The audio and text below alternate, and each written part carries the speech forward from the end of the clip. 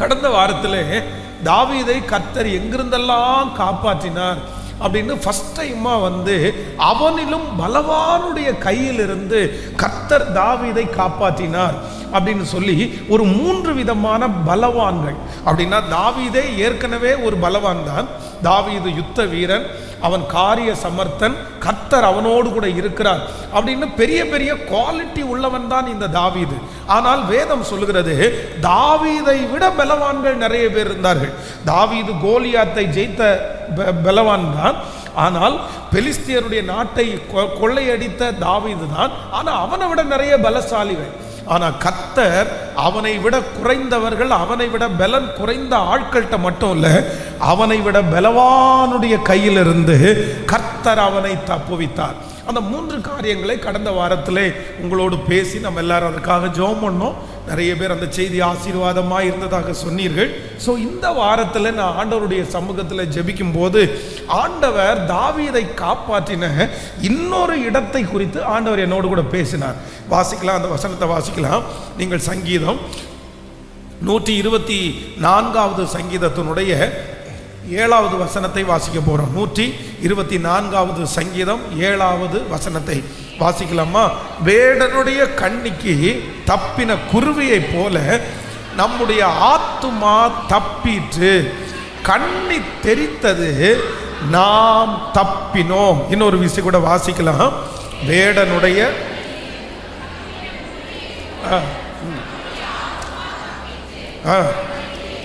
கண்ணி தெரித்தது, நாம் தப்பினோம். அல்லேலூயா.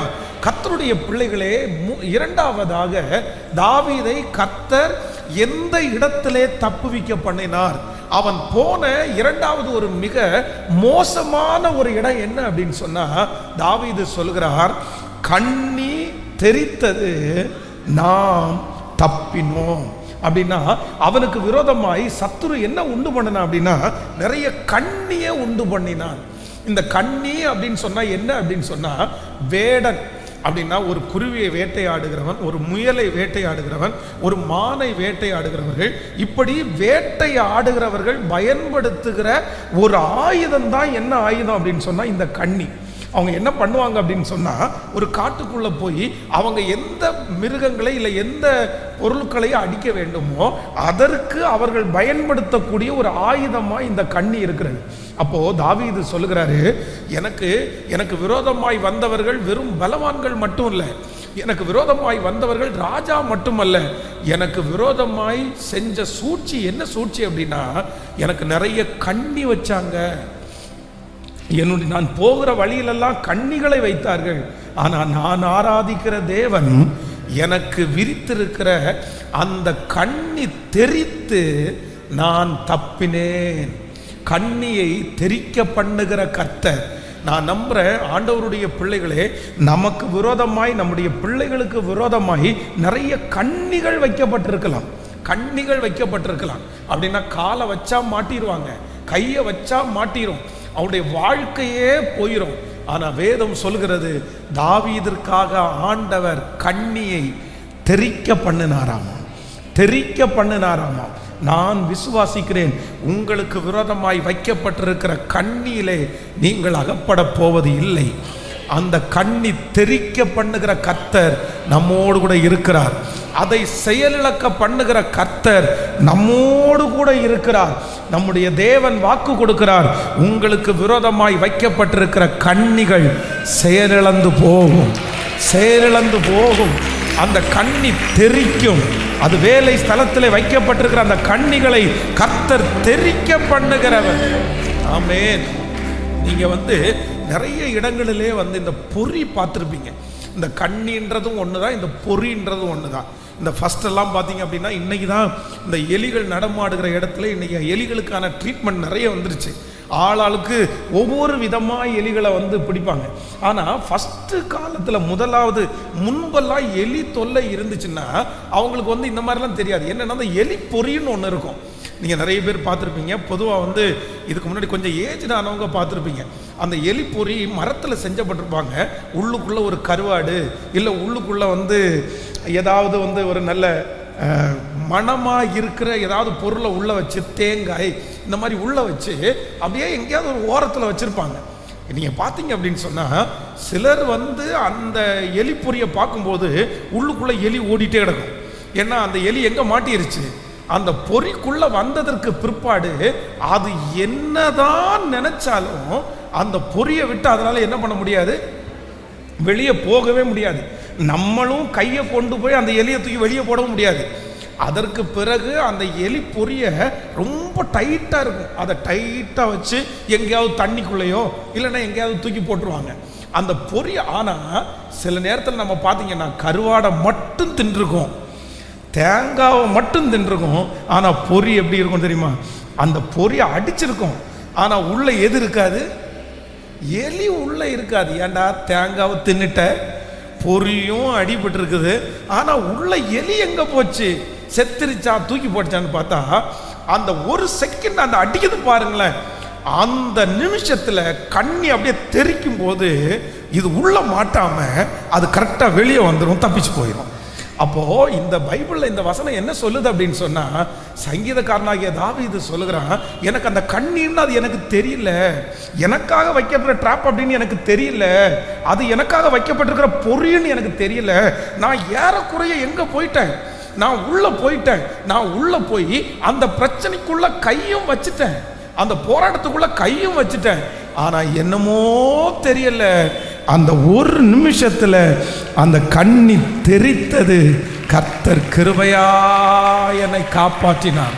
இந்த சத்தத்தை கேட்கிற நிறைய பேர் நீங்க கண்ணிக்குள்ள போகாம இல்லை, கண்ணிக்குள்ள நீங்க கை வைக்காம இல்லை, உங்களுக்கு நேராய் சத்துருவும் மனிதர்களும் எத்தனையோ பொறிகளை வைத்தார்கள், எத்தனையோ பொறிகளுக்குள்ள நீங்க கை வச்சிட்டீங்க.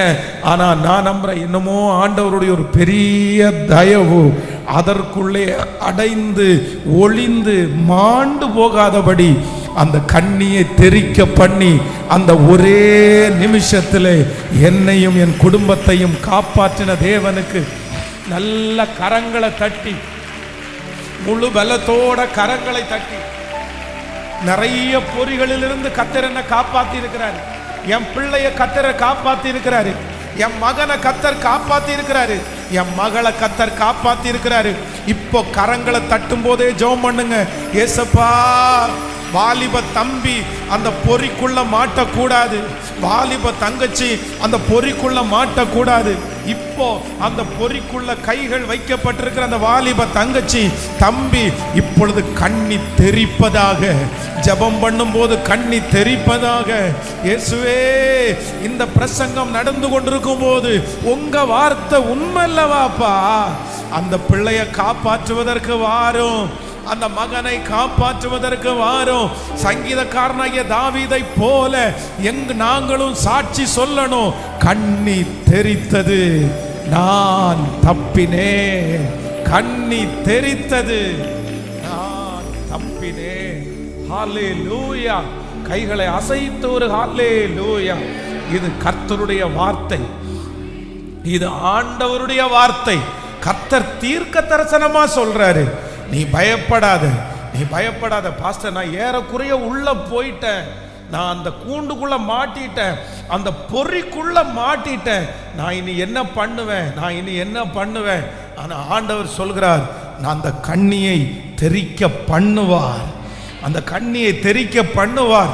இது நிறைய பேருக்கு தீர்க்க தரிசனமா வர்ற வார்த்தை, தீர்க்க தரிசனமா வர்ற வார்த்தை.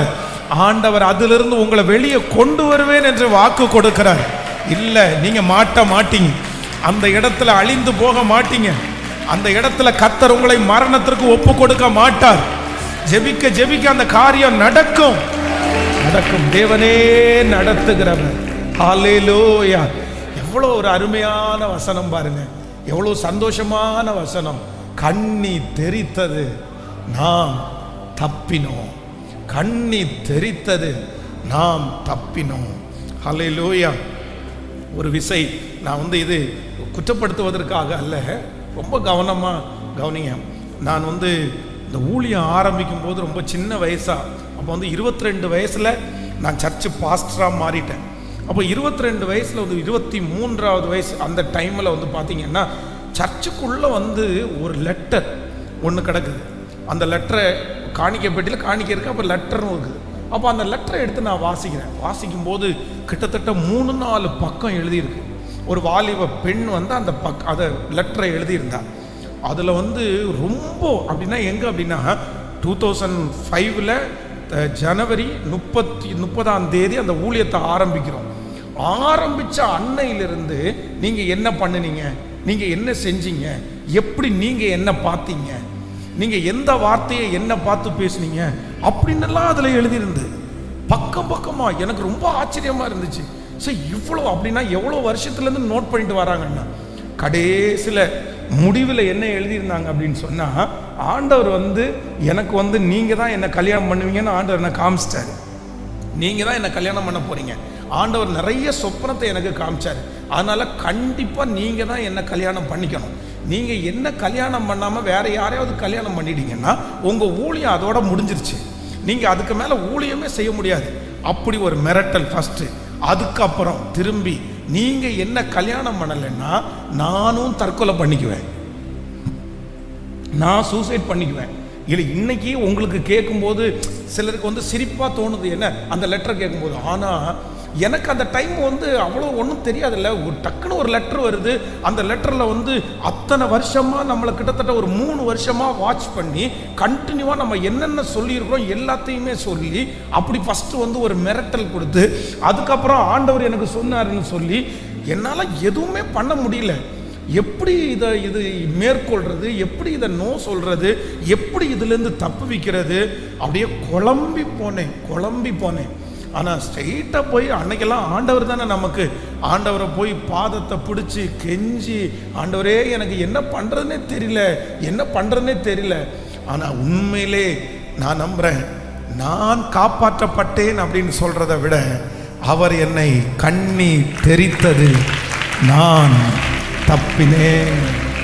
கண்ணீர் தெரித்தது, நான் தப்பினேன். இன்றைக்கு இந்த வசனத்தை வாசிக்கும் போது ஆண்டவருக்கு நான் ரொம்ப நன்றி சொல்றேன்.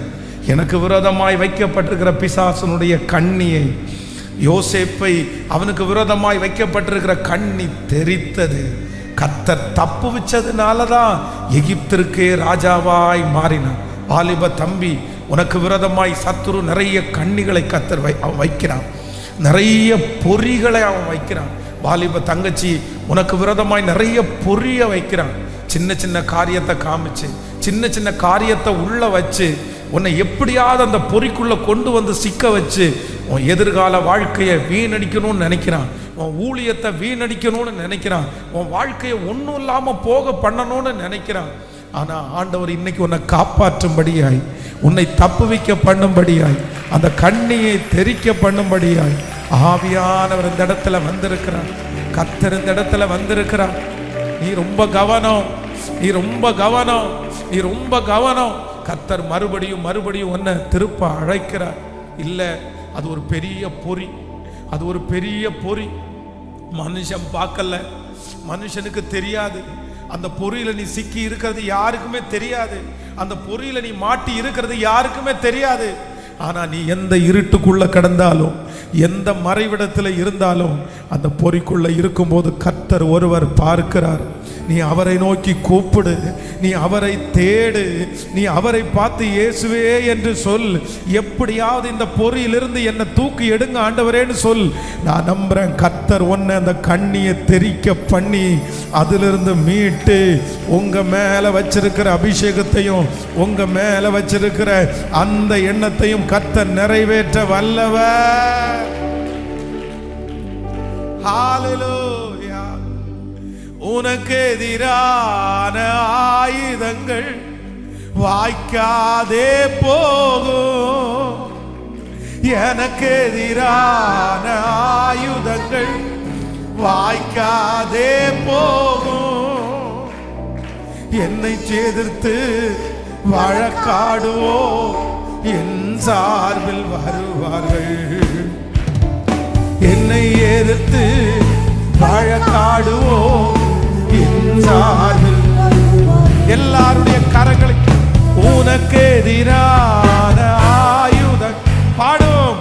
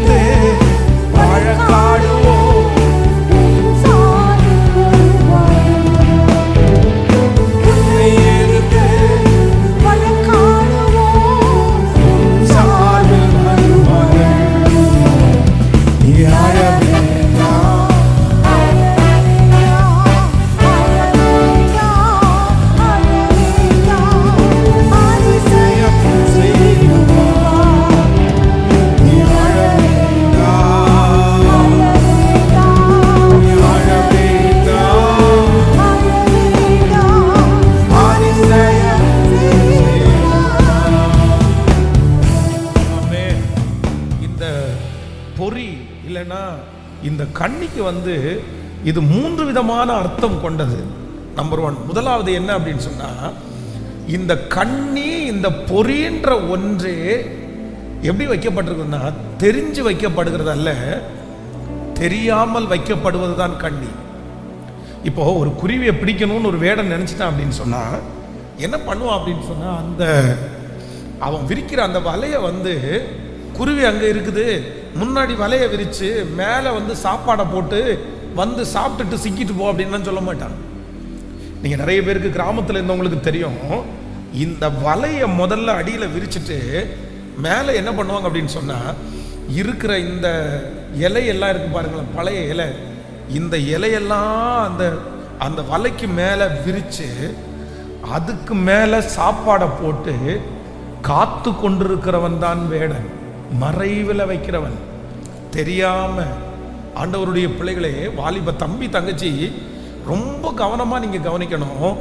உங்களுக்கு விரோதமாய் சத்துருவும் மனுஷனும் வைக்கிற கண்ணி, முதலாவது நான் இந்த மாதிரி ஒரு சிக்கலில் கொண்டு போய் நான் விட போகிறேன், நான் இந்த மாதிரி ஒரு பிரச்சனையில் உன்னை கொண்டு போய் விட போகிறேன் அப்படின்னு சொல்லலாம் மாட்டாங்க. கண்ணி எப்பவும் உங்களுடைய கண்ணுக்கு தெரிஞ்சில்ல, எப்படி இருக்கும் தெரியுமா? கண்ணுக்கு தெரியாமல் இருக்கும். மேலே பார்க்கும்போது சாப்பாடு மட்டும்தான் தெரியும், மேலே பார்க்கும்போது நல்லது மட்டும்தான் தெரியும், மேலோட்டமாக பார்க்கும்போது நமக்கு பிடிச்சிருக்கிறது மாதிரி தான் தெரியும், மேலோட்டமாக பார்க்கும்போது ஒரு குறைவும் இல்லாமல் தெரியும். ஆனால் உள்ளுக்குள்ள என்ன இருக்கும் அப்படின்னு சொன்னால், உள்ளுக்குள்ள உங்களை மாட்ட வைக்கிற கண்ணி இருக்கும். நீங்கள் ரொம்ப ஜாக்கிரதையாக இருக்கணும். மேலோட்டத்தை பார்த்து, மேலே இருக்கிறத பார்த்து, வெளி தோற்றத்தை பார்த்து நீங்கள் எதையுமே உங்களுடைய வாழ்க்கையில் என்ன பண்ணிடக்கூடாதுன்னா, டிசைட் பண்ணிடவே கூடாது. இந்த எலியெல்லாம் பிடிக்கிறதுக்கு இந்த தேங்காவையும் இல்லைன்னா இந்த கருவாடையும் எதுக்கு வைக்கிறாங்கன்னு நினைக்கிறீங்க? எதுக்கு வைக்கிறாங்க? ஏன் வேற எதுவும் எலி சாப்பிடாதா? எலி சாப்பிட்றதுக்கு நிறைய இருக்குது, ஆனால் நிறைய பேர் இதை மட்டும்தான் வைப்பாங்க. காரணம் என்ன அப்படின்னா, இந்த கருவாடுக்கு ஸ்மெல் இருக்கு தெரியுமா? எங்க எலி இருந்தாலும் எங்க இழுத்துட்டு வரும். இந்த தேங்காவனுடைய வாசனை எங்க இருந்தாலும் எங்க இழுத்துட்டு வரும். ஆனா இந்த எலியினுடைய கண்ணுக்கு எது மட்டும்தான் தெரியும்? தேங்காய் மட்டும்தான் தெரியும், பொறி தெரியாது. கருவாடு மட்டும்தான் தெரியும், பொறி தெரியாது. ஆனா எனக்கு இந்த ஆலயத்தில் இந்த ஆராதனையிலே கலந்து கொள்ளுகிற யாரோ ஒருத்தடத்துல ஆண்டவர் ரொம்ப தெளிவா பேசுறாரு. ரொம்ப ரொம்ப ரொம்ப ஜாக்கிரதை, ரொம்ப ஜாக்கிரதை. ஃபர்ஸ்ட் எல்லாம் வாலிப தங்கச்சிங்க நம்மகிட்ட பேசுறதற்கு கூட பயப்படுவாங்க. அதுவும் சாதாரணமாக பேசுறதுக்கு பயப்படுவாங்க. அதுவும் நான் இந்த மாதிரி ஒரு லவ் பண்ணுறேன், இந்த மாதிரி ஒருத்தரை நேசிக்கிறேன் அப்படின்னு சொல்றதுக்கு ரொம்ப பயப்படுவாங்க. ஆனால் சமீப காலத்தில் நான் எப்படி பார்க்குறேன் தெரியுமா? சமீப காலத்தில் பிள்ளைகளுக்கு எந்த பயமும் இல்லை, என்கிட்ட நேரடியாக அந்த பையனையே கூட்டிட்டு வந்து முன்னாடி நிற்க வச்சு, பாஸ்டர் இவனை நான் விரும்புகிறேன், இவனை நான் நேசிக்கிறேன், இவனை நான் கல்யாணம் பண்ணிக்கிறதுக்கு விரும்புகிறேன், இவன் ரொம்ப நல்ல பையன் அப்படின்னு சொல்லுகிற அளவிற்கு இன்றைக்கு உலகம் ரொம்ப மாறிடுச்சு. எனக்கு ரொம்ப ஆச்சரியமாக இருக்குது. அப்படி கேட்கும்போது இல்லை இல்லை இல்லை நீ என்ன டிசைட் பண்ணி என்ன இப்படி டக்குன்னு சொல்றியே, என்ன சொல்றீங்க கேட்டால், இல்லை நான் ஆல்ரெடி நான் டிசைட் பண்ணிட்டேன், உங்கள்கிட்ட என்ன ப்ரொசீஜர்னு கேட்கறதுக்கு. எதுக்கு? கல்யாணம் பண்றதுக்கு என்ன ப்ரொசீஜர்னு கேட்கறதுக்கு வந்திருக்கிறேன். என்ன பண்ணணும், நான் உங்களுக்கு என்ன தரணும், நீங்க கல்யாணம் பண்ணி வைக்கிறதுக்கு நாங்கள் என்ன செய்யணும், அவ்வளோதான். வேற எந்த வார்த்தையும் இல்லை. நான் வேணுமா வேண்டாமா, நீங்க ஓகே சொல்றீங்களா, எஸ் சொல்றீங்களா, அதெல்லாம் கேட்க வரல. நான் டிசைட் பண்ணிட்டேன், நான் முடிவு பண்ணிட்டேன், நான் நேசிச்சுட்டேன், எனக்கு இது பண்ணிக்கணும், இதுக்கு நீங்க தான் பண்ணி வைக்கணும். என்ன பண்ணலாம்? வாலிப தம்பி தங்கச்சி, ரொம்ப கவனமா கவனிங்க. உனக்கு ஆண்டவர் பெரிய தரிசனத்தையே வச்சிருக்கிறாரு. வெளியில உனக்கு ஒரு பெரிய ஊழியத்தை ஆண்டவர் வச்சிருக்கிறாரு. உன்னை ஆண்டவர் கனப்படுத்துறதுக்கு விரும்புகிறார். ஆனா நம்பர் 1, முதலாவதாக வேடனுடைய கண்ணீர்னா என்ன தெரியுமா? வேடனுடைய கண்ணீர்னா என்ன தெரியுமா? மேல மட்டும்தான் தெரியும், வெளியில மட்டும்தான் தெரியும். நீ சாப்பிடுகிற ஐட்டம் மட்டும்தான் தெரியும். உன்னை சந்தோஷப்படுத்துகிற விஷயம் மட்டும்தான் தெரியும். உன்னை புகழ்கிற விஷயம் மட்டும்தான் தெரியும். ஆனா அந்தரங்கத்தில் உன்னை ஒரு கூண்டுக்குள்ள அடைச்சு, உன்னை 4 செவத்துக்குள்ள அடைச்சு, உன்னை சிறுமைப்படுத்தி, உன்னை சித்திரவதைப்படுத்துகிறதுக்கு இருக்கிற பொறி சத்துரு என்ன பண்ணி வச்சிருக்கிறான்னா மறைச்சு வச்சிருக்கிறான். Be careful. ரொம்ப கவனம். ரொம்ப இவ்வளவு சத்தியத்தை நீ கேட்டும், இவ்வளவு வார்த்தையை கேட்டும், நீ மனம் திரும்பாமல், நீ மாறாமல் உன்னுடைய வாழ்க்கையிலேயே நீ நடப்பாயானால், உன்னுடைய இஷ்டம் போல் நீ நடப்பாயானால், உன் மனது சொல்லுகிறதையே நீ கேட்பாயானால், ஒரு நாள் நீ என்ன சொல்லுவ தெரியுமா?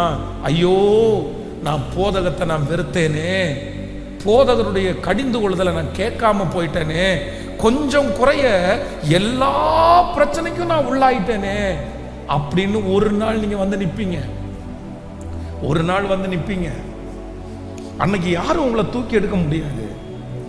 யாரும் தூக்கி எடுக்க முடியாது. ஒரு பொறிக்குள்ள அத்தனை வருஷத்தை வீணடிச்சதுக்கு பிற்பாடு, ஒரு பொறிக்குள்ள போய் சிக்கிறதுக்கு பிற்பாடு, அதற்கு பிறகு யார் தூக்கி எடுக்க முடியும்? யார் தூக்கி எடுக்க முடியும்? எல்லாரும் இன்னைக்கு நம்பர் 1 முதலாவதாக வேடனுடைய கண்ணி அப்படின்றது என்ன அப்படின்னு சொன்னா வெளி தோற்றம். பக்கத்தில் இருக்கிற கையை பிடிச்சு சொல்லுங்க, வெளி தோற்றத்தை நம்பி, கேட்கல, வெளி தோற்றத்தை நம்பி, பணத்தை நம்பி, வீட்டை நம்பி, பர்சனாலிட்டியை நம்பி, வருமானத்தை நம்பி உங்க வாழ்க்கையை தொலைச்சிடாதீங்க. உங்க வாழ்க்கையை தொலைச்சிடாதீங்க. இந்த ஆதாம் ஏவாளை குறித்து வேதம் சொல்லுகிறது, அவங்க பறிச்சு சாப்பிட்ட அந்த பழம் பார்க்கிறதுக்கு எப்படி இருந்துச்சாமா? சொல்லுங்க, பார்க்கிறதுக்கு எப்படி இருந்துச்சு? பார்க்கிறதுக்கு அவ்வளவு நல்லா இருந்துச்சு. பார்க்கிறதுக்கு ரொம்ப நல்லா தெரிஞ்சிருச்சு. ஆனா அதை புசிக்கும் நாளிலே நீ சாகவே சாவாய். வாலிப தம்பியை பார்த்து ஆண்டவர் பேசுறாரு, நீ ஜாக்கிரதப்பா, நீ ஜாக்கிரதப்பா. வெளி தோற்றத்தை வைத்து நீ கணக்கு போடாத. வெளி தோற்றத்தை வைத்து கணக்கு போடாத. நீ ஆண்டவரிடத்துல போய் கூட நிற்க முடியாது. ஆனா நீங்களா பொறிக்குள்ள மாட்டிட்டு ஆண்டவரிடத்துல போய் கூட நிற்க முடியாது. என்னை காப்பாத்துங்க ஆண்டவரே எப்படின்னு எப்படி சொல்ல முடியும்? ஏன்னா ஆண்டவர் எவ்வளவு எச்சரிப்பை கொடுக்கிறாரு, எத்தனை சொல்றாரு. எனக்கு தெரியும், அம்மா ஒரு புருஷனோட வாழல. தப்பா சொல்லல. ஒரு புருஷனோட வாழல. அம்மாவுக்கு ஒரு புருஷன் இல்ல. அப்பா ஒரு மனைவியோட வாழல. அப்பாவுக்கு மனைவி இல்ல. அப்போ பிள்ளை என்ன பண்ணணும் அப்படின்னு சொன்னா ஜாக்கிரதையா இருக்க வேண்டாமா? ஜாக்கிரதையா இருக்க வேண்டாமா? எங்க அம்மா இப்படி இருக்காங்க, எங்க அம்மா இப்படி ஆயிட்டாங்க, எங்க அம்மா இவ்வளவு கஷ்டப்படுறாங்க, நான் அதை செய்யக்கூடாது, நான் அதை பண்ணக்கூடாது, நான் அந்த மாதிரி ஒரு சாபம் என்னுடைய வாழ்க்கையில கண்டினியூ ஆகக்கூடாது. நீங்க ஜெயிக்க வேண்டாம், நீங்க நிக்க வேண்டாம். ஒரு சின்ன பையன் வந்து என்கிட்ட ஜெபம் பண்ண வரும்போது, உனக்காக என்ன ஜெபம் பண்ணணும்ப்பா அப்படின்னு கேட்டா அவன் என்ன சொல்றான் அப்படின்னு சொன்னா, எங்க அம்மா மாதிரி நான் கோவப்படக்கூடாது அப்படின்னு எனக்காக ஜெபம் பண்ணுங்க. அப்ப அந்த சின்ன பையனுக்கு என்ன தெரியுது அப்படின்னு சொன்னா, எங்க அம்மா மாதிரி நான் வளர்ந்ததுக்கு அப்புறம் என்ன பண்ணக்கூடாது? கோவப்படக்கூடாது. எங்க அப்பா மாதிரி நான் இருந்துடக்கூடாது, எங்க அப்பா மாதிரி நான் வாழ்ந்துடக்கூடாது. அப்போ நம்முடைய குடும்பத்துல போராட்டம் இருக்குன்னு தெரியுது. உங்க குடும்பத்துல ஒரு சாப கட்டு பின்தொடர்றதுன்னு தெரியுது. தெரிஞ்சும் அம்மாவை பார்த்து சில பிள்ளைங்க என்ன கேட்பாங்க தெரியுமா? அப்பாவை பார்த்து என்னது, நீ யோக்கியமா? தங்கச்சி ஒன்று மட்டும் நீ தெரிஞ்சுக்கோ, உங்க அம்மா தப்பு பண்ணுனாங்க, உங்க அப்பா தப்பு பண்ணதை கண்ணார பார்த்துருப்ப நீ. அப்படின்னா நான் என்ன சொல்றேன்னா, அவங்க வாழ்க்கை தடுமாறுறது நீ பார்த்துருப்ப. அவங்க வாழ்க்கை ஒரு இடத்துல தடுமாறுறதுனால அவங்க எவ்வளவு பெரிய விளைவை இன்னைக்கு சுமக்கிறாங்கன்னு உன் கண்ணால பார்ப்ப. அவங்க அனுபவிக்கிற கஷ்டம், அவங்க படுகிற அந்த பாடுகளை பார்த்து மனம் திரும்பி எங்க அம்மாவை மாதிரி நானும் சிக்கிடக்கூடாது, எங்க அப்பாவை மாதிரி நானும் விழுந்துடக்கூடாதுன்னு மனசுல நினைக்கணுமே தவிர, நீ செஞ்சல, நீ பண்ணல, நீ யோக்கியமா, நீ நல்லவளா, நீ நல்லவனா, அப்ப அப்படின்னு நீ வாயை திறந்து நீ பேசிட்டேன்னா உன் எதிர்காலத்தை காப்பாற்றவே முடியாதுப்பா. உன் தகப்பன் சொல்றது மாதிரி சொல்றேன், உனக்கு கூட பிறந்த ஒரு சகோதரன் உன் கூட இருந்து உனக்கு புத்திமதியை சொன்னா எப்படி சொல்லுவானோ அத மாதிரி உனக்கு சொல்றேன். கண்ணில சிக்கிறாத, கண்ணில சிக்கிறாத. நம்பர் 1, முதலாவதாக வேடனுடைய கண்ணி எப்படி தெரியும் அப்படின்னா, வெளியில நல்லா இருக்கும் ஆனா உள்ளுக்குள்ள இருட்டு. கையை உயர்த்தி பெரியவங்க எல்லாரும் பிள்ளைகளுக்காக ஸ்பெஷலா ஜெபம் பண்ணுங்க. இந்த மாசத்தினுடைய கடைசி வாரம் என்னமோ ஆண்டவர் பிள்ளைகளுக்காக ஜெபிக்கிறதுக்கு ஒரு பெரிய பாரத்தை என் இருதயத்துல ஆண்டவர் தர்றாரு. பிரதர், உங்க பிள்ளைகளுக்காக கண்டிப்பா நீங்க ஜெபம் பண்ணுங்க. பிரதர், சிஸ்டர், உங்க பிள்ளைகளுக்காக ஜெபம் பண்ணுங்க. ஏதோ ஒரு கண்ணில அவங்க மாட்ட போறது மாதிரி ஆண்டவர் உணர்த்திட்டே இருக்கிறாரு. ஏதோ ஒரு கண்ணி அறியாமல். ஹல்லேலூயா, ஹல்லேலூயா, ஹல்லேலூயா. நீதிமொழிகளில் அதான் அந்த குருவி கண்ணி அறியாமல் அறியாமல் அறியாமல் அறியாமல் ஜெபம் பண்ணுங்க பார்க்கலாமே எல்லாருமே. ஏதோ ஒரு தங்கச்சி, ஏதோ ஒரு தம்பி, ஏதோ ஒரு திருமணமான பிரதரா கூட இருக்கலாம். பிரதர், நீங்க உங்களுக்கு மேரேஜ் ஆயிருக்கலாம், சிஸ்டர் மேரேஜ் ஆயிருக்கலாம். உங்க மனைவியை விட அது பெருசா தெரியலாம், உங்க கணவனாரை விட அது பெருசா தெரியலாம். ஆனா ஆண்டவர் சொல்றாரு, இல்ல அது ஒரு கண்ணி, அது ஒரு கண்ணி. அந்த காரியத்தை மனசுல நினைச்சு உங்க குடும்பத்தை வருத்தப்படுத்தி, உங்க ஃபேமிலியை வருத்தப்படுத்தி, இது எப்படி இது எப்படி இது எப்படி இது எப்படி கவனிங்க, ஒரு நிமிஷம் அப்படியே கவனிங்க. நீதிமொழிகள் 7ஆம் அதிகாரம் 23வது வசனம் சொல்லுகிறது, ஒரு குருவி. வாலிப தம்பிங்க எல்லாரும் கவனிச்சுங்க. இதுக்கு முன்னாடி கூட வாசிங்களேன், 22ல இருந்து வாசிங்களேன், 20ல இருந்து வாசிங்க, 20ல இருந்து வாசிங்க. நல்லா கவனிச்சுங்க. இது என்னன்னா, அந்த ஏரியாவில் இருக்கிற ஒரு வேஸ்தியான ஒரு ஸ்திரீயை குறித்து வேதம் சொல்லுது. அவங்க என்ன சொல்ற அப்படின்னா, பணப்பையை தன் கையிலே கொண்டு போனான், குறிப்பிட்ட நாளிலே வீட்டிற்கு வருவான் என்று சொல்லி தன் மிகுதியான இனிய சொற்களால் அவனை வசப்படுத்தி தன் உதடுகளின் மதுர வாக்கினால் அவனை இணங்க பண்ணினாள். இணங்க பண்ணினாள் அப்படின்னா ஒத்துக்கிட வச்சுட்டாங்க. உடனே இதை எல்லாருமே வாசிக்கணும். உடனே அவன் அவள் பின்னே சென்றான். நல்லா கவனி. ஒரு மாடு அடிக்கப்படும்படி செல்லுவது போலும், ஒரு மூடன் விலங்கிடப்பட்டு தண்டனைக்கு போவது போலும், ஒரு குருவி தன் பிராணனை வாங்கும் கண்ணியை அறியாமல் அதில் விழ தீவிரிக்கிறது போலும் அவளுக்கு பின்னே போனான். அம்பு அவன் ஈரலை பிளந்தது. மகா கவனம், ரொம்ப கவனம். இதுல சொல்லப்படுது பாருங்க, ஒரு குருவி தன் பிராணனை வாங்கும் கண்ணிய. அங்க ட்ராப் இருக்கு, ஆனா அவனுக்கு கண்ணில் என்ன தெரியல, கண்ணி தெரியல, கண்ணி தெரியல. உன் கண்ணுக்கு பொண்ணு மட்டும்தான் தெரியுது, கண்ணி தெரியல. உன் கண்ணுக்கு பையன் மட்டும்தான் தெரியுறான், அவங்ககிட்ட இருக்கிற பைக்கு மட்டும்தான் தெரியுது, அவன்கிட்ட இருக்கிற கார் மட்டும்தான் தெரியுது, அவன்கிட்ட இருக்கிற சம்பளம் மட்டும்தான் தெரியுது. எது தெரியல? பின்னாடி போன எதை பிளந்துச்சாமா? ஈரலே இல்லைன்னா.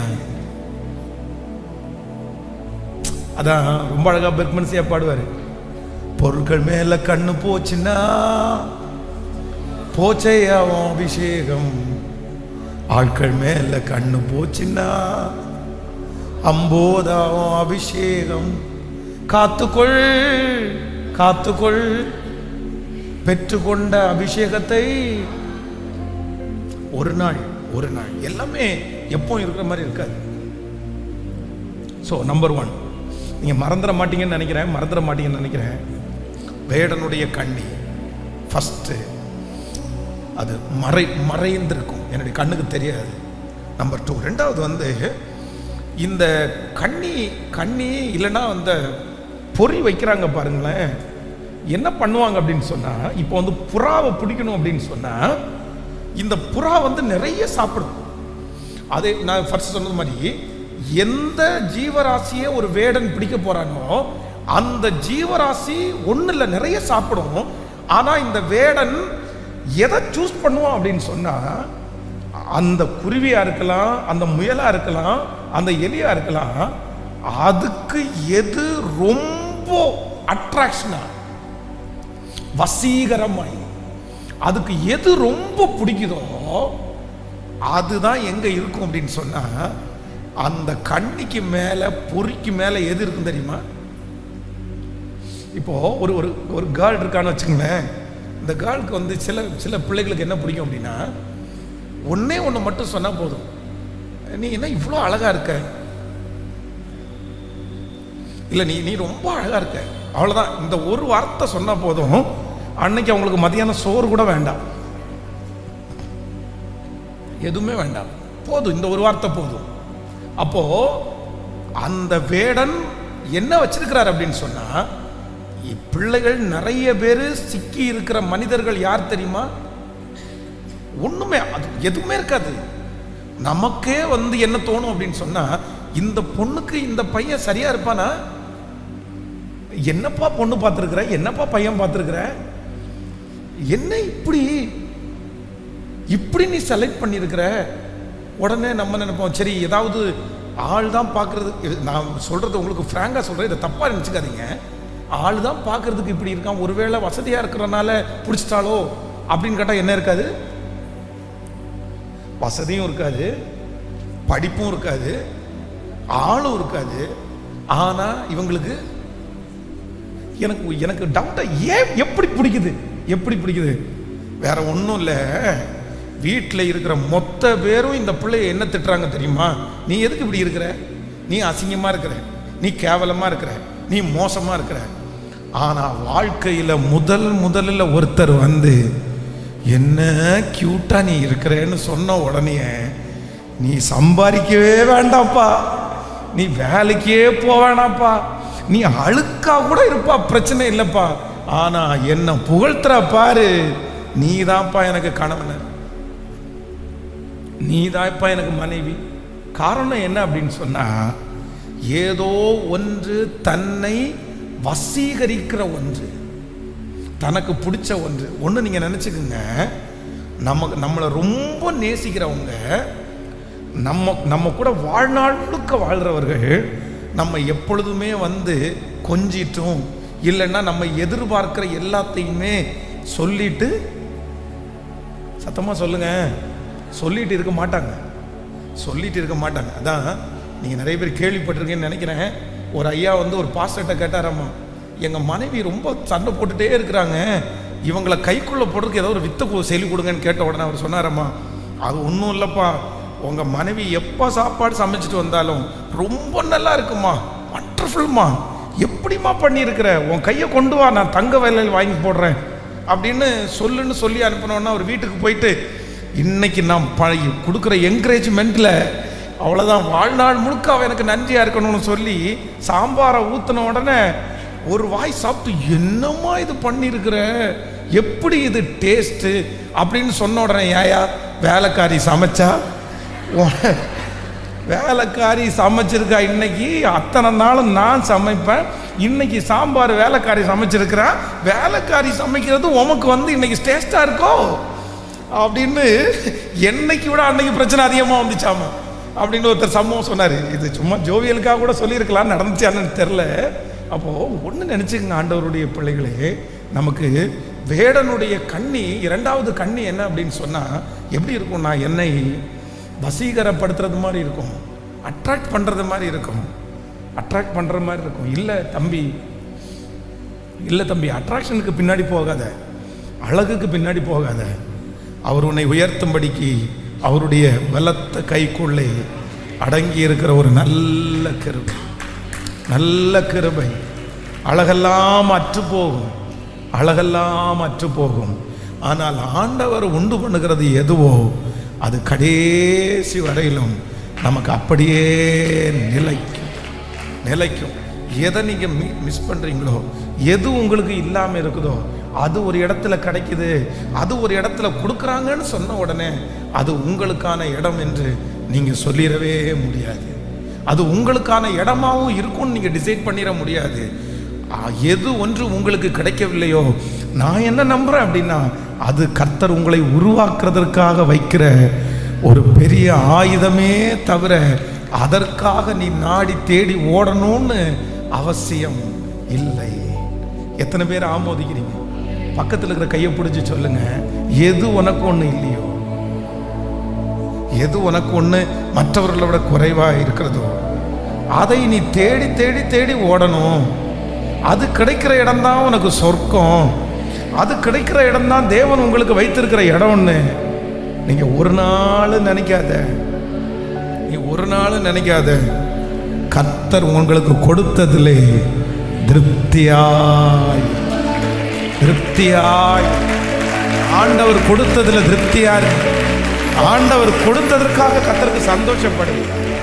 ஓகே, அம்மானா திட்டதான் செய்வாங்க, அப்பான்னா திட்டதான் செய்வாங்க, கணவனார்னா திட்டதான் செய்வாங்க. ஆனா மற்ற நபர்னா சொல்லுங்க, மற்ற நபர்னா நீங்க இப்போ நான் இங்க ஒரு டீ குடிக்கிறேன், இங்க ஒரு டம்ளர்ல நீ டீ குடிக்க ஒரு டம்ளர் வச்சுக்கிறீங்க. நான் உங்களை பார்த்த உடனே சிஸ்டர் இந்த டீ டம்ளரை கொஞ்சம் கழுவி வைங்க சிஸ்டர் அப்படின்னு சொல்லுவேன். ஆனா பாஸ்ட் அம்மா சொன்னா, பாஸ்ட் சிஸ்டர் அந்த டீ டம்ளரை எடுத்து கழுவி வைக்கிறீங்களா அப்படின்னு நான் கேட்பேன்.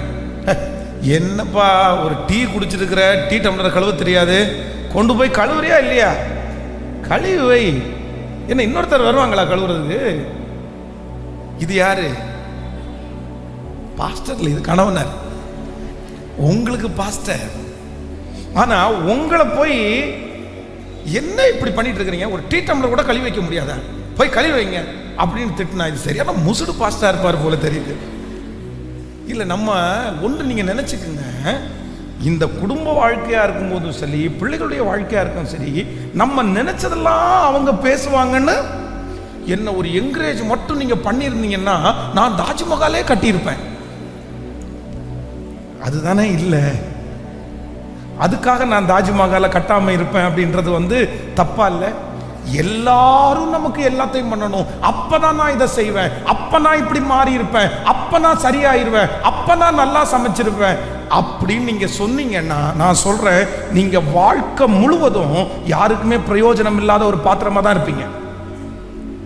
ஆனா ஒண்ணு, யார் தட்டி கொடுத்தாலும், யார் தட்டி கொடுக்கலனாலும், நான் நினைச்சது மாதிரி அவங்க பேசினாலும், நான் நினைச்சது மாதிரி அவங்க பேசாட்டாலும், எனக்கு இருக்கிற தரிசனத்தை நிறைவேற்றுவதற்கு கர்த்தர் தட்டி கொடுக்கிறதுக்கு அவருடைய என்கரேஜ்மெண்ட்டை மட்டும் பார்த்துட்டு என் வாழ்க்கையில நான் முன்னேறிட்டேன்னா வச்சுக்கோங்க, நான் நம்புறேன் உங்க இடத்தை வேற யாருமே தொட முடியாது, உங்க லட்சியத்தை யாருமே அடைய முடியாது. அதனால இன்றைக்கு இந்த சத்தத்தை கேட்கிற அன்பு ஆண்டவருடைய பிள்ளையே, நீங்க எதிர்பார்த்தது மாதிரி எதுவுமே நடக்காததுனால சோர்ந்தே போகாதீங்க. நீங்க எதிர்பார்த்தது மாதிரி அவங்க இல்லாததுனால நான் இப்படி செய்ய மாட்டேன்னு சொல்லாதீங்க. இல்லை, அதெல்லாம் வேற, அதெல்லாம் அப்படிதான் இருக்கும். ஆனா நான் நம்புறேன், எதெடுத்தாலும் என்னை நடத்துகிற தேவன், என்னை கனப்படுத்துகிற தேவன் என்னோடு கூட இருக்கிறார். தட்டி கொடுத்தாலும் தட்டி கொடுக்காவிட்டாலும், நீங்கள் நெடுநாள் காத்திருக்கிறது இருதயத்தை இளைக்க பண்ணினாலும், விரும்புறதை கொடுக்கிற கர்த்தர் நம்மோடு இருக்கிறார். உன் ஆகாரத்தை தண்ணீர்கள் மேல் போடு, அநேக நாட்களுக்கு பின்பு அதனுடைய பலனை காண்பாய். ஹல்லேலூயா. கைகளை அசைத்து ஒரு ஹல்லேலூயா சொல்லுங்க. நோ எக்ஸ்பெக்டேஷன், எனக்கு எந்த எதிர்பார்ப்பும் யாரிடத்துலையுமே இல்லை. ஒரு 3 டைம் கையை உயர்த்தி சொல்லுங்க பார்க்கலாம். நோ, எந்த எக்ஸ்பெக்டேஷனும் எனக்கு இல்லை. சொல்லுங்க, எனக்கு எந்த எதிர்பார்ப்பும் எனக்கு இல்லை. என்னுடைய தரிசனத்தில் மற்றவங்களிடத்துல எனக்கு ஒரு எந்த எதிர்பார்ப்பும் இல்லை. சொல்லுங்க, எந்த எதிர்பார்ப்பும் இல்லை, எந்த எதிர்பார்ப்பும் இல்லை, எந்த எதிர்பார்ப்பும் இல்லை. ஹல்லேலூயா. கைகளை அசைத்து ஒரு ஹல்லேலூயா. ஒரு கிராமத்து ஒரு வீட்டுக்கு கடந்து போகும்போது அங்கே ஒரு வீடு கட்டியிருந்தாங்க, ரொம்ப அழகாக டிசைன் பண்ணியிருந்தாங்க. அப்போ அந்த வீட்டுக்காரரை பார்த்து கேட்டேன், இவ்வளோ அழகாக டிசைன் பண்ணியிருக்கிறாங்களே யார் ஆர்கிடெக்ட் அப்படின்னு கேட்டேன். உடனே அவர் கையன்ட்டு இதோ அப்படின்னு காமிச்சார். என்னென்னா அவங்க மனைவி இருந்தாங்க. அந்த கிராமத்தில் அந்த பெண் அவ்வளோ நல்ல ஆர்கிடெக்ட் மாதிரி யோசித்து மொத்த வீட்டினுடைய பிளானையும் இன்ஜினியருக்கு கொடுத்து அவ்வளோ அழகாக கட்டியிருக்கிறாங்க. ஆனால் அவர் என்ன சொல்கிறாருன்னா, எனக்கு பிரமிப்பாக இருந்துச்சு, இந்த கிராமத்தில் இவ்வளோ அழகாக இப்படி பண்ணியிருக்கீங்களே, ரொம்ப நல்லா பண்ணியிருக்கிறீங்க சிஸ்டர், எப்படி ஆண்டவர் உங்களுக்கு ஞானத்தை கொடுத்துருக்கிறாரு. நான் சொன்னால் அவர் அடுத்த வார்த்தை என்ன, பெருசாக பிளானை போட்டு கட்டுனா பாத்ரூமில் தான் தண்ணி வரல, எப்படி இருக்கும்? அந்த அந்த பெண்ணினுடைய முகம் அப்படியே சோர்ந்து போய், அந்த சிஸ்டர் சோர்ந்து போய், ஆமாம் பாஸ்டர், இவங்களுக்கெல்லாம் என்ன செஞ்சாலும் இன்ஜினியர் கட்டினா மட்டும் தண்ணி வருமாமா, இவங்க கட்டினா இன்ஜினியர் கட்டி தண்ணி வரலன்னா இவங்களுக்கு கவலை இல்லை, இன்ஜினியரை திட்ட மாட்டாங்க. அப்பவும் யாரை தான் திட்டுவாங்கன்னா, நீ கூட்டிட்டு வந்த இன்ஜினியரு. ஆக மொத்தத்தில் குறைன்னு ஒன்று சொல்கிறவங்க, என்கரேஜ் பண்ணுறதற்கு விருப்பம் இல்லாதவர்களுக்கு நீங்கள் என்ன செஞ்சாலும் என்னவா தான் தெரியும் அப்படின்னா, சத்தமாக சொல்லுங்கள், அவங்க வாயிலிருந்து நிறைன்றது ஒன்று, அவங்க நிறைய சொல்லணும்னு நீங்கள் போராடிட்டீங்கன்னா உங்கள் வாழ்க்கை வெற்றியாக இருக்காது. சிஸ்டர், பிரதர், ஆண்டவர் ரெண்டாவதாக உங்களுக்கு பேசுகிறார். வேடனுடைய கண்ணின்னு சொல்கிறது என்ன அப்படின்னா, அட்ராக்ஷன். அட்ராக்ஷன், வசீகரம். வசீகரம் வேண்டாம், வேண்டாம். அதுவும் உங்களுக்கு என்னவா இருக்காதுன்னா நீடித்து இருக்காது. நம்பர் 3, மூன்றாவதாக இந்த வேடனுடைய மூன்றாவது ஒரு மிகப்பெரிய தன்மை என்ன அப்படின்னு சொன்னா, இவனுடைய இருதயத்தில் இவன் வெளித்தோற்றத்தில் வைத்திருக்கிற பொருள், இவன் வைத்திருக்கிற எல்லாமே என்ன அப்படின்னா, எனக்கு நன்மைன்னு தெரியும். ஆனால் அவனுடைய மனசு என்ன சொல்லும் அப்படின்னா, உன்னை நான் என்ன பண்ண போகிறேன் அப்படின்னா, உன்னை ஏமாற்ற போகிறேன். வெளியில் எனக்கு நம்பிக்கை கொடுக்குறாங்க, வெளியில் எனக்கு சந்தோஷம் கொடுக்குறாங்க, வெளியில் எனக்கு பிடிச்சதை கொடுக்குறாங்க. ஆனால் இருதயத்தில் என்ன ஓடுது? இருதயத்தில் என்ன ஓடுது அப்படின்னா, ஒரு நாள் இல்லைனாலும் ஒரு நாள் உன்னை நான் என்ன பண்ண போகிறேன்? உன்னை ஏமாற்ற போகிறேன், உன்னை ஏமாற்ற போகிறேன். இருதயத்திலே ஏமாற்றுகிற எண்ணத்தோட அலைகிறவன் தான் யார் அப்படின்னா, வேடன். வேடன், வேடன். சிம்சோன் அவ்வளோ பெரிய தேவ மனுஷனா இருந்தாலும் தெளிலால் அவ்வளோ மோசமான ஒரு நபராகி அவளுடைய இருதயத்தின் ஆழத்தில் இருந்தது என்ன அப்படின்னா, உன் மகாபலன் எதிலே இருக்கிறது எனக்கு சொல்ல மாட்டியா? ஏன் இன்னும் கொஞ்சம் பூஸ்ட் கொடுத்து உன்னை பலப்படுத்துறதுக்கா? உன் மகாபலம் எங்கே இருக்கு எனக்கு சொல்ல மாட்டியா? நான் தட்டி கொடுக்கறதுக்கா? எதுக்கு தெரியுமா? உன் மகாபலம் எதிலே உண்டாயிருக்கிறது என்று அறிந்து கொள்றதுக்கு ஒரு ரீசன் என்ன அப்படின்னு சொன்னா, உன்னை கட்டி எதனாலே சிறுமைப்படுத்தலாம். இந்த சத்தத்தை கேட்கிற யாரோ ஒருத்தர் ஒரு பெரிய கண்ணியில திரும்ப திரும்ப சிக்கி இருக்கிறது மாதிரி ஆவியானவர் என்னுடைய இருதயத்துக்குள்ளே உணர்த்திட்டே இருக்கிறார். ஏமாத்துறாங்கன்னு தெரிஞ்சதுக்கு அப்புறமும் அந்த இடத்தை விட்டு உன்னால வெளியே வர முடியல. சிஸ்டர், பிரதர், வாலிப தம்பி, தங்கச்சி, இவ்வளவு ஆண்டவர் காமிச்சு கொடுத்ததுக்கு அப்புறமும், இவ்வளவு ஆண்டவர் சொல்லி கொடுத்ததுக்கு அப்புறமும், இது மோசமான நபர்னு கர்த்தர் உங்களுக்கு நிறைய டைம் சொல்லி கொடுத்துட்டாரு. இவங்க ஏமாத்துறவங்கன்னு கர்த்தர் நிறைய டைம் சொல்லி கொடுத்தாரு. ஆனா திரும்ப திரும்ப அடுத்த விச அந்த பர்சன் அழுகிறத பார்த்து, அடுத்த விச அந்த பர்சன் உங்களுக்கு ஏதோ ஒன்று வாங்கி கொடுக்கறத பார்த்து, அடுத்த விச அந்த பர்சன் உங்கள்கிட்ட நல்லா பேசுறத பார்த்து, இத்தனை டைம் ஏமாத்தினது அத்தனையும் மறந்துட்டு, இத்தனை டைம் ஏமாத்தினது அத்தனையும் விட்டுட்டு மறுபடியும் அவர்களுக்கு பின்பாக நீங்கள் போவீர்களே ஆனால் கர்த்தர் சொல்லுகிறார், நீ அந்த கண்ணியில் அகப்பட்டுருவ, அந்த கண்ணியில் அகப்பட்டுருவ. எதுக்கு உங்களோட பழகுறாங்கன்னு தெரியாதா சிஸ்டர்? எதுக்கு உங்க கூட பேசுறாங்கன்னு தெரியாத மகனே? எதுக்காக உங்ககிட்ட நெருங்கி நெருங்கி வர்றாங்கன்னு உனக்கு தெரியாதா? கர்த்தர் உங்ககிட்ட பல விச எச்சரிச்சிட்டாரு, பல விச சொல்லிட்டாரு, இல்ல சரியில்லை, இந்த மனுஷனுடைய பார்வை சரியில்லை, இந்த மனுஷனுடைய பேச்சு சரியில்லை, இந்த மனுஷனுடைய நடத்தை சரியில்லை அப்படின்னு எத்தனையோ டைம் எச்சரிச்சதுக்கு அப்புறமும் திரும்பி திரும்பி பாசமா பேசும்போது மறுபடியும் மறுபடியும் அந்த கண்ணிக்குள்ள போடுறது. கர்த்தர் சொல்லுகிறார், இவ்வளவு தூரம் நீ ஏமாற்றப்பட்டதல்ல, யாருமே தூக்கி எடுக்க முடியாத அளவுக்கு நீ ஏமாற்றப்பட்டிருப்ப. ரொம்ப ஜாக்கிரதை. கைகளை மேல உயர்த்தி கண்ணி தெரித்தது, நாம் தப்பினோம். கண்ணி தெரித்தது, நாம் தப்பினோம். சத்தத்தை உயர்த்தி, சத்தத்தை உயர்த்தி முழு பலத்தோட அந்த வார்த்தையை கேளுங்க. ஆண்டவரே, ஏதோ ஒரு வாலிப தம்பி ஆண்டவர் தூக்கி எடுக்கணும்னு விருப்பப்படுறாரு. ஒரு தங்கச்சியை கத்த தூக்கி எடுக்கணும்னு விருப்பப்படுறாரு. ஒரு ஃபேமிலி மேன ஆண்டவர் தூக்கி எடுக்கணும்னு விருப்பப்படுறாரு. பிரதர், இல்ல, ஆண்டவர் சொல்றாரு, வேடனுடைய கண்ணிக்கும் பாழாய்க்கும் கொள்ளை நோக்கியும் என்னை தப்புவிக்கிற ஒரு தேவன் இந்த இடத்துல உனக்காக உன் மேல அன்பு வச்சு எப்படியாவது உன்னை காப்பாற்றணும் தான் இந்த இடத்துல வந்திருக்கிறார். அவர் வேடனுடைய கண்ணிக்கும் பாழாக்கும் கொள்ளை நோக்கியும் என்னை தப்புவிக்கிற கர்த்தர்.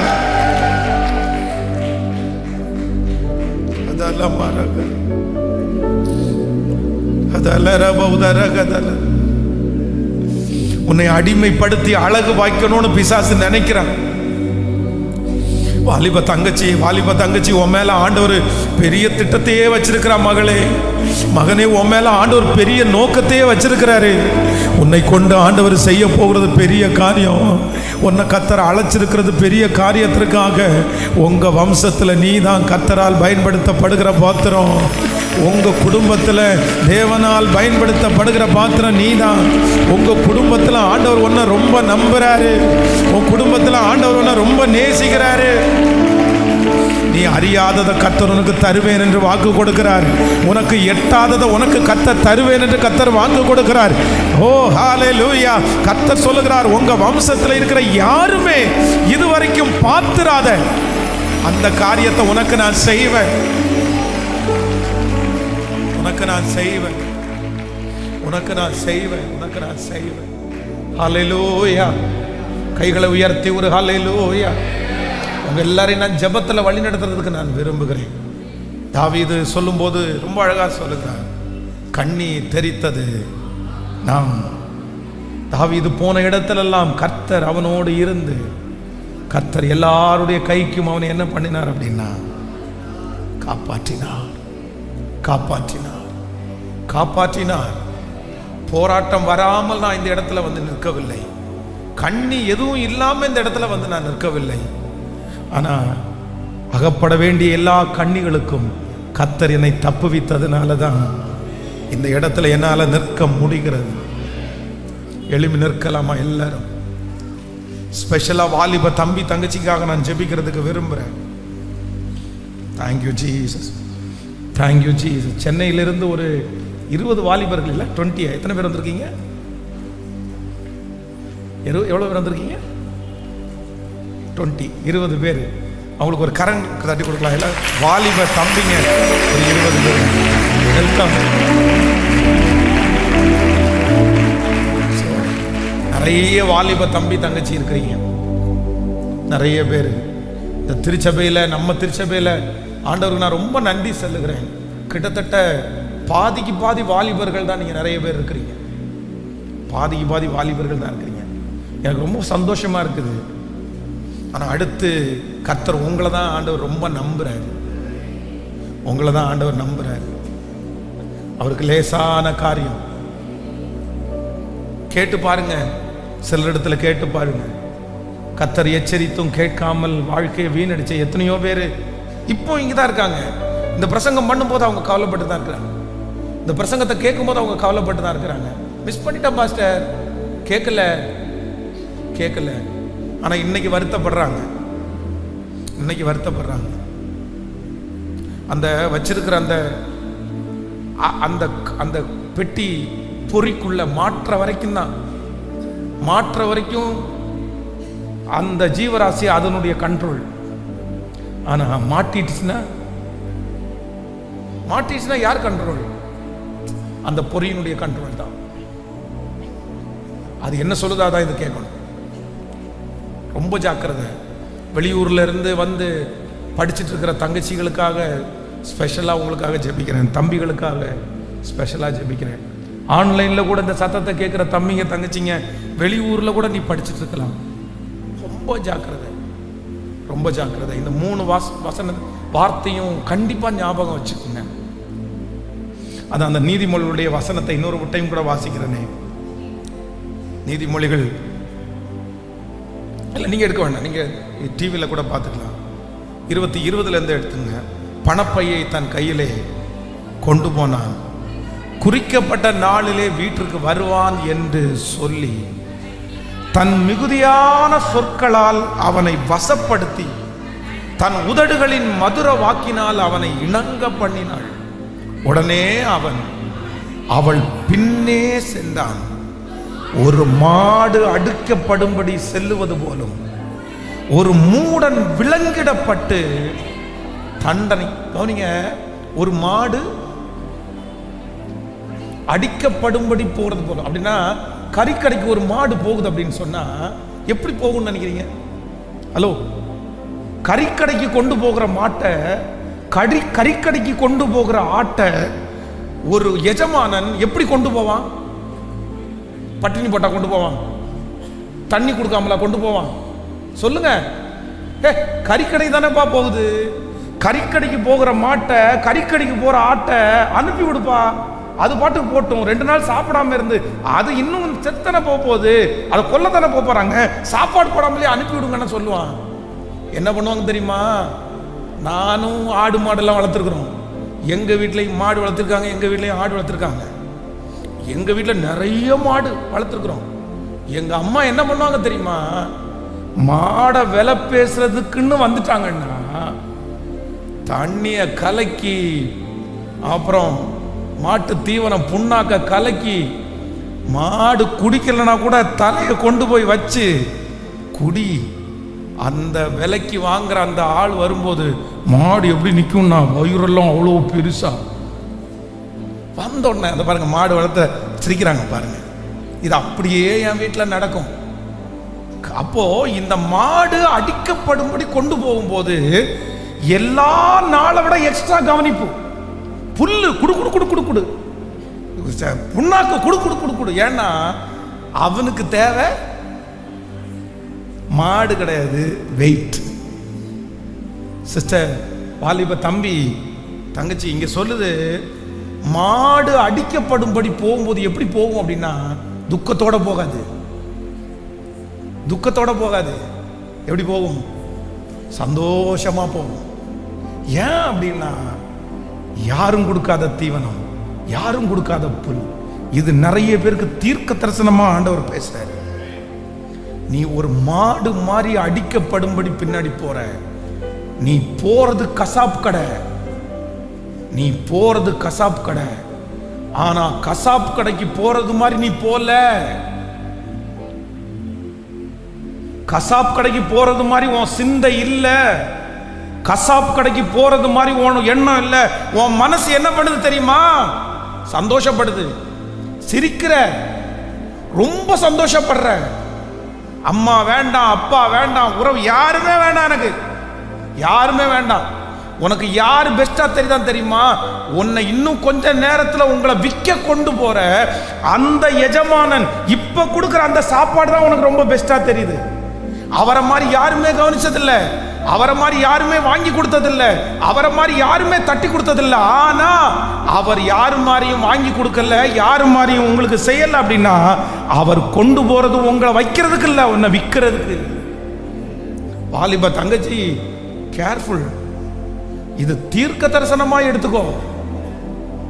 திருமணமானவங்களா இருக்கலாம், யாரோ ஒருத்தருக்கு ஆண்டவர் பேசுறாரு. கேர்ஃபுல், ரொம்ப ரொம்ப மாறிடு. அதான் ஒரு மாடு அடிக்கப்படும்படி செல்லுவது போலும். நெக்ஸ்ட் அடுத்த வார்த்தை, ஒரு மூடன் விலங்கிடப்பட்டு தண்டனை. மூடன் அப்படின்னு சொன்னா அவனுக்கு ஞானமே இல்லை, ஆனா அவன் போறது தண்டனைக்குள்ள போறான். அவனுக்கு பனிஷ்மெண்ட் கொடுக்க போறாங்க, அவனுக்கு தூக்கு தண்டனை கொடுக்க போறாங்க, அவனுக்கு ஆயுள் தண்டனை கொடுக்க போறாங்க. ஆனா ஐயா நான் இந்த ஆயுள் தண்டனை கைது இல்லைங்கய்யா, நான் இந்த மாதிரி தப்பு எதுவும் பண்ணலைங்கய்யா அப்படின்னு சொல்ற அளவுக்கு அவனுக்கு என்ன இல்லை சொல்லுங்க? ஞானமே இல்லை. அதான் ஆண்டவர் சொல்றாரு. அடுத்த உடனே அவன் அவள் பின்னே சென்றான். ஒரு மாடு அடிக்கப்படும், ஒரு மூடன் விலங்கிடப்பட்டு தண்டனைக்கு போவது போலும் ஒரு குருவி தன் பிராணனை வாங்கும். அங்க போனா சாவு, அங்க போனா மரணம். ஆனா இது என்ன பண்ணுது அப்படின்னு சொன்னா, அதுல விடுறதுக்கு என்ன பண்ணுதாமோ, இங்க கொஞ்சம் கொஞ்சமா அரிசி ஸ்டார்ட் ஆகும் வேடன். ஆனா ஒரு இடத்துல மட்டும் எப்படி வச்சிருப்பான் தெரியுமா? சொல்லுங்களேன். குவியல. ஏன் அப்படின்னா இங்க கொத்தி கொத்தி கொத்தி கொத்தி இங்க கொத்தும் போது அந்த அந்த குருவி எப்படி போகும் தெரியுமா? குருவிக்கு எப்பவுமே ஒரு கான்சியஸ் இருக்கும். எடுத்த உடனே நீங்க ஒரு இடத்துல கூட்டமா வச்சுக்கிறதுனால அந்த கூட்டமா இருக்கிற இடத்துல வந்து வாய் வைக்காது. எங்க இருந்து போகும்? கொஞ்சத்துல இருந்து போகும். ஆனா இங்க சாப்பிட்டுட்டே அது எங்க பார்க்கும் தெரியுமா? பெருசா கொட்டி வச்சிருக்கு பாருங்க, அதை பார்க்கும். கொஞ்சம் கொஞ்சமா கொஞ்சம் கொஞ்சமா நகர்ந்து, ஆனா அதனுடைய கண்ணுல பார்த்த இடத்துல போறதுக்கு முன்னாடி, ஆனா இங்க இங்க கொத்தும் போது எப்படி கொத்தும் தெரியுமா? ரொம்ப வேகமா வேகம். என்னமோ அடுத்த நேரத்தில் எதுவுமே கிடைக்காத மாதிரி அப்படியே கொத்தி கொத்தி. இன்னைக்கு நிறைய பேருடைய வாழ்க்கை அப்படிதான் இருக்குது. நீ இவ்வளவு நீ இவ்வளவு அவசரப்படுறியே, இப்ப நீ இவ்வளவு அவசரப்படுறியே, உனக்கு இந்த அவசரத்துக்கு என்னப்பா வந்துச்சு? என்ன வந்துச்சு? நீ அவசரப்படுறது வேற எதுக்கும் இல்லை. நீ அவசரப்படுறது வேற எதுக்கும் இல்லை. இங்க ஒருத்தன் அவசரப்படுறான். இங்க ஒரு குருவி அவசரப்படுது. எதுக்கு தெரியுமா? தன் பிராணனை வாங்க தேடும் கண்ணி அங்க இல்லை. ஆனா இந்த குருவிக்கு என்னவா இருக்குது? அவசரம் மட்டும் இருக்குது. அவசரமா போய் விழாதப்பா, அவசரமா போய் விழாத. அதில் விழ தீவிரிக்கிறது போலும் அவளுக்கு பின்னே, அவளுக்கு பின்னே சுத்திட்டே இருப்பான். பாருங்க, எப்ப பாரு பின்னாடியே ஒண்ணு பைக்ல சுத்துவாங்க, இல்லைன்னா போன்ல சுத்துவாங்க. பின்னாடியே போறது. ஒரு SMS அனுப்பிட்டாங்கன்னா அடுத்த செகண்ட்ல ரிப்ளை, அடுத்த நிமிஷம். நடுராத்திரியா இருந்தா கூட அந்த பொண்ணுக்கு வந்து SMS அனுப்பாம தூங்குறது இல்ல. எப்ப எப்ப எப்ப எப்ப எப்ப எப்ப பேசுவா, எப்ப SMS அனுப்புவா, எப்ப கூப்பிடுவா. இதெல்லாம் ஒரு வாழ்க்கையாப்பா. எங்க போக வேண்டியவன், எதுக்கு பின்னாடி போக வேண்டியவன்? நீ தரிசனத்துக்கு பின்னாடி ஓட வேண்டியவன், லட்சியத்துக்கு பின்னாடி ஓட வேண்டியவன், படிப்புக்கு பின்னாடி ஓட வேண்டியவன். எவ்வளவு இருக்குது. ஆனா அந்த பொண்ணுடைய SMSக்கு பின்னாடி, அந்த பொண்ணுடைய காலுக்கு பின்னாடி நீ ஓடுறியே. நான் சொல்றேன், இந்த வசனம் உனக்கு ஆப்ட் ஆகாது. எத்தனை நாள் வீட்டுல சமைக்க வேண்டாம், வீட்டுல எதுவுமே பண்ண வேண்டாம், எப்ப பாரு அவங்க பின்னாடி எப்பன்னு காத்து. இது ரொம்ப டேஞ்சர். சோறு கூட இறங்க மாட்டேங்குது, சாப்பாடு கூட சாப்பிடுறது இல்லை. அவசரமா சாப்பிட்டு போய் உட்கார்றது. எங்கடா போற? இவ்வளவு அவசரமா என்ன பண்ற? இவ்வளவு அவசரமா தூங்க போறேன். நீ தூங்குறது நமக்கு தெரியாதா? இவ்வளவு அவசரமா மகா ஜாக்கிரதை. நான் சொல்ற இந்த வார்த்தைகள் வந்து பென்ஸ் பாஸ்டர் சொல்றதா நீ நினைக்காத, தயவு செய்து நினைக்காத. எனக்கு அவ்வளவு பாரம் எனக்கு இருக்கு உன்னை குறிச்சு. இந்த செய்தியை என் மூலமா ஆண்டவர் உங்களுக்கு சொல்றாரு அப்படின்னா, எனக்கு உன் மேல அவ்வளவு பாரம் இருக்குது. அதனால எனக்குள்ள வார்த்தையை வைக்கிறாரு, உங்ககிட்ட பேசுறாரு. நீ நாளைக்கு ஒன்னும் இல்லாம வந்து நிற்கும் போதும் நான் தான் உனக்கு தகப்பன். நீ ஒன்னும் இல்லாம வந்து நிற்கும் போது நான் தான் வருத்தப்படணும், நான் தான் அழுவேன், நான் தான், எனக்கு தான் கஷ்டமா இருக்கும். உன்னை திட்டலாம், ரெண்டு திட்டு என்ன பண்ண போறேன்? நான் 2 திட்டு நான் சொன்னேன்ல, நீ கேட்கல, நீ உன் மன இஷ்டம் போல வாழ அப்படின்னு உன்னை பார்த்த உடனே திட்டலாம். ஆனா உன்னை விட்டுற முடியுமா? இங்க இருக்கிற நிறைய பிள்ளைங்க எனக்கு தெரியும், கையில எடுத்து வளர்த்தின பிள்ளைங்க. நீங்க எல்லாம் தூக்கி நான் அப்படி தூக்கின பிள்ளைங்க.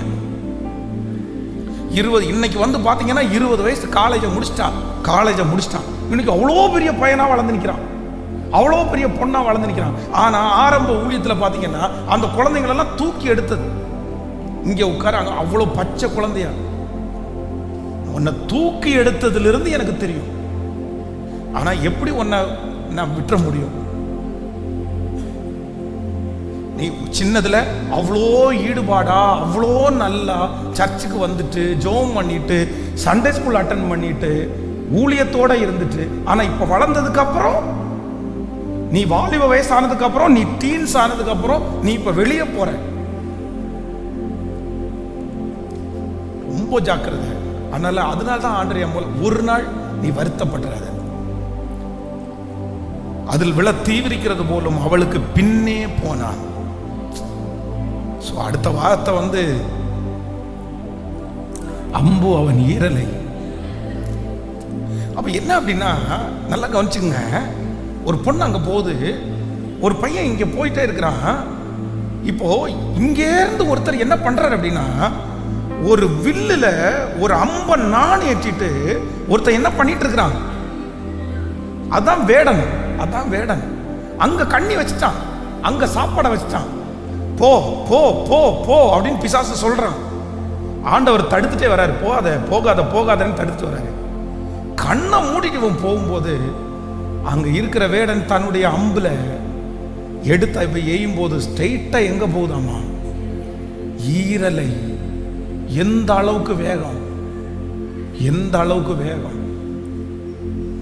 ஆனா இன்னொரு வசனம் சொல்லுது, அவர் அவனை அம்பரா துணியில வச்சு அந்த வில்லை எடுத்து அவர் நாணேற்றி அவர் எய்கிறார். 2 அம்பு இருக்குது. இந்த அம்புக்கு நீ தப்பிச்சிட்டேன்னா உன்னை ஒரு கூர்மையான அம்பா பயன்படுத்துறதுக்கு என் கர்த்தரால முடியும், என் தேவனால முடியும்.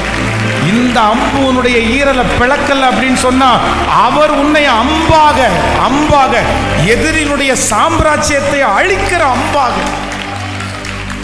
அவர் உங்களை பயன்படுத்துவார்.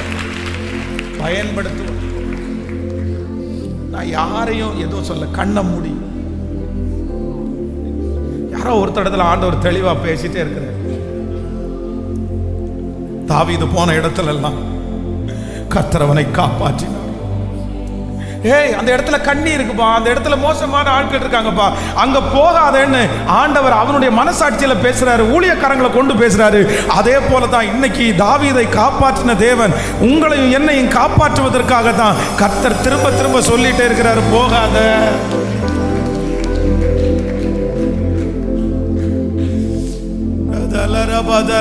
கரங்களை உயர்த்தி ஏசப்பாட்ட அழுது ஜெபம் பண்றவங்க ஜெபம் பண்ணிட்டு, சத்தம் போட்டு அவருடைய இரக்கத்திற்காக கேட்கிறவங்க இரக்கத்திற்காக கேட்சி சத்தமா வாலிப தம்பி தங்கச்சிங்க எல்லாம் சத்தத்தை உயர்த்தி ஜெபம் பண்ணிட்டு,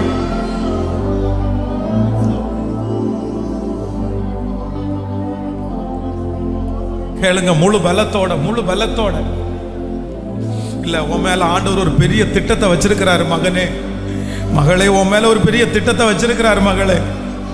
நீ அவருடைய கையில இருக்கிற அம்பா நீ பயன்படணும்னு கர்த்தர் நினைக்கிறாரு.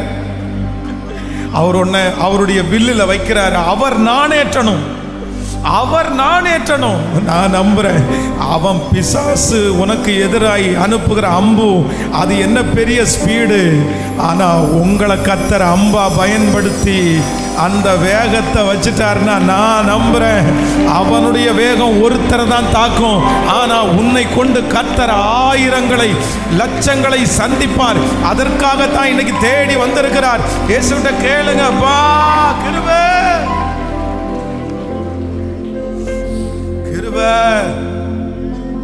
யோசேப்பை போல நான் ஒழுங்கு இல்ல ஆண்டவர், நோவாவை போல நான் நீதிமானும் இல்ல ஆண்டவரே. என்கிட்ட எந்த பலனும் இல்ல ஆண்டவரே, எந்த பலனும் இல்ல ஆண்டவரே. நான் உமக்காகத்தான் வாழ்வேன் ஆண்டவரே, உங்களை நான் நேசிப்பேன் ஆண்டவரே, என் உயிர் வாழ்ற நாட்கள் எல்லாம்.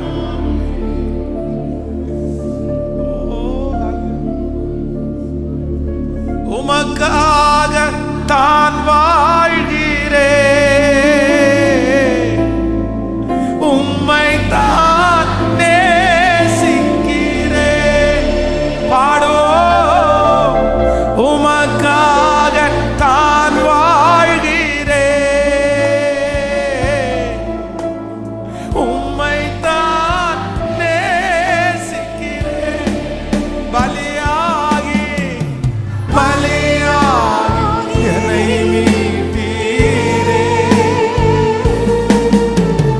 பலியாகி என்னை மீட்டீரே. பரலோகம் திறந்தீரே, திறந்தீரையா. பரலோகம் திறந்தீரையா. சொல்லு எஜமானர், எஜமானரே, சத்தமா எஜமானரே. என் இயேசு, என் இயேசு ராஜனே. சொல்லு எஜமானரே. ஓ எஜமானரே.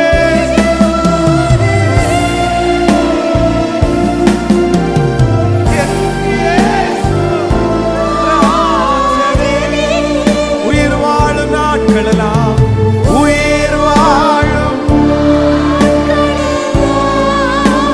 ஓடி ஓடி உழைத்திடுவே.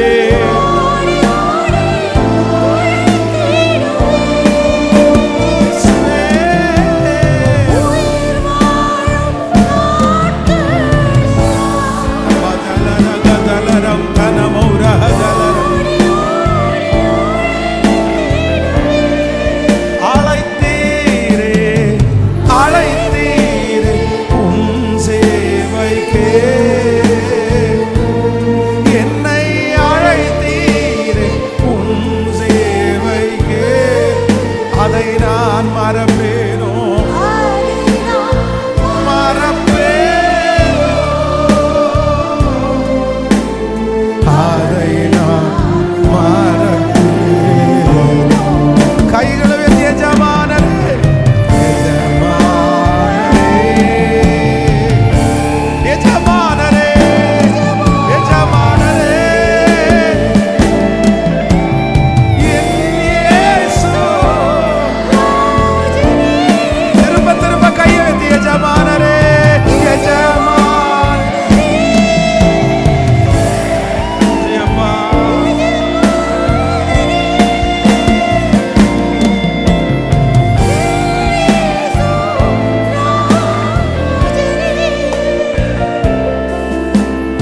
அப்பாவும் சந்நிதியில் அகமகிழ்ந்து களி கூறுவே.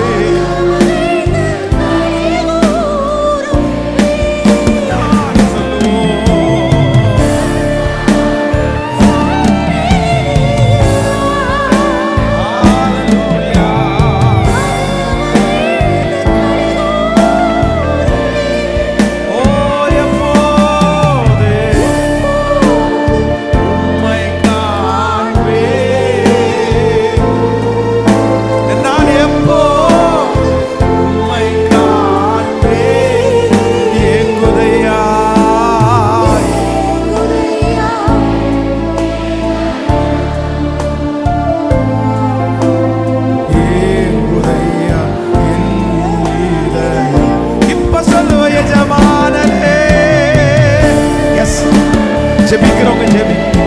சத்தமா இயேசுவேன்னு கூப்பிடுறோம். இயேசுவே.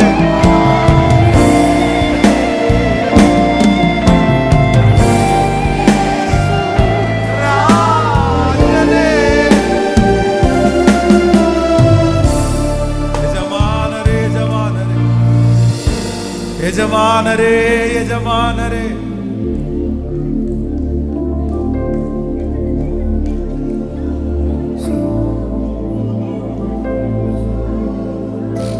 எஜமானரே, எஜமானரே, எஜமானரே.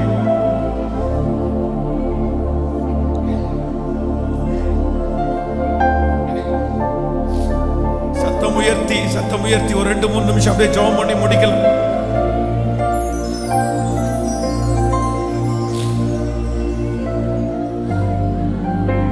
அப்படியே பர்சனலா ஜெபம் பண்ணி அப்படியே முடிக்கலாம். Thank you Jesus. Thank you Jesus.